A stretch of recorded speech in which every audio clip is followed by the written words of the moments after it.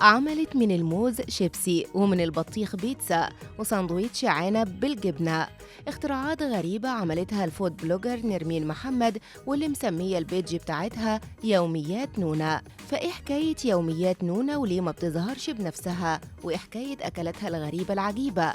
كل ده وأكتر هنعرفه في الفيديو ده.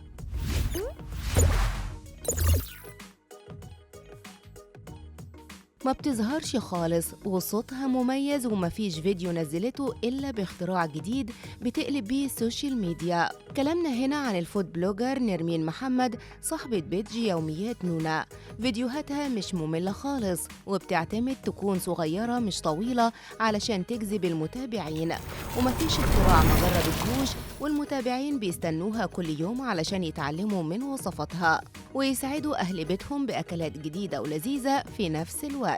ومش هتصدق إنها عملت من الموز شرايح شيبس صغيرة وقالتها في الزيت، وأكدت على متابعينها إن الموزة لازم تكون خضرة خالص علشان تقرمش كويس. وطبعا الناس هنا استغربت ومش مصدقين إن في سناك كده. ومش بس كده، دي عملت من البطيخ أشكال كتيرة زي صوابع بطاطس مزجزجة، وبدل ما تغمسها في الكاتشب غمستها في الجبنة. فتفتكروا اختراعات البطيخ خلصت عند هنا؟ لا خالص، دي جابت مقشرة وقطعته مربعات وعملته طبقات زي البيتزا بالظبط، وفي النص حطت الجبنة.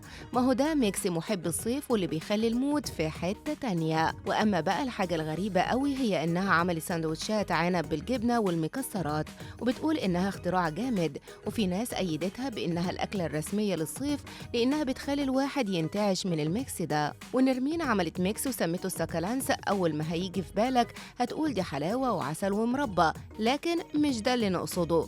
اللي اتعمل هو رغيف عيش أبيض وحطت موز وشوكولاتة وعسل ولفته، وقالت بالهنا والشفا. هي مش بس بتعتمد على اختراعات في الأكل، هي كمان بتدي نصايح في المطبخ بتسهل عليهم كتير، زي لو إن السكوتش بتاع التلاجة باظ ومش بتقفل لازم نحط ورقة ونقفله، وبعدين نجيب استشوار وهيفرق جدا وهتقفل بعدها بسهولة. وأما بقى علشان ما تدمعيش يا ست الكل، فحطت زيت وهي بتقطع البصل، فبكده بنحافظ على عينيكي وتقدري تعملي الكمية اللي انت عايزاها بسهولة ومن غير عياط. نرمين ست مصرية بتحب المطبخ قوي، وبتعمل أكلات تقدر بيها تغير شكل الطبيخ وتوديه في حتة تانية خالص.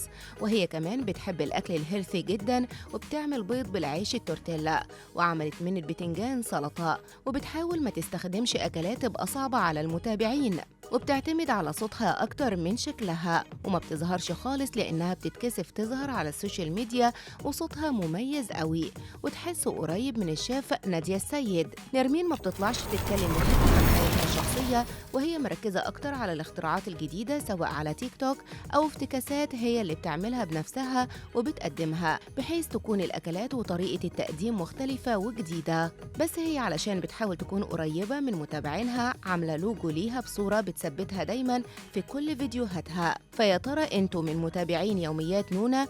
وايه اكتر حاجة اتعلمتوها منها؟ شاركونا في التعليقات.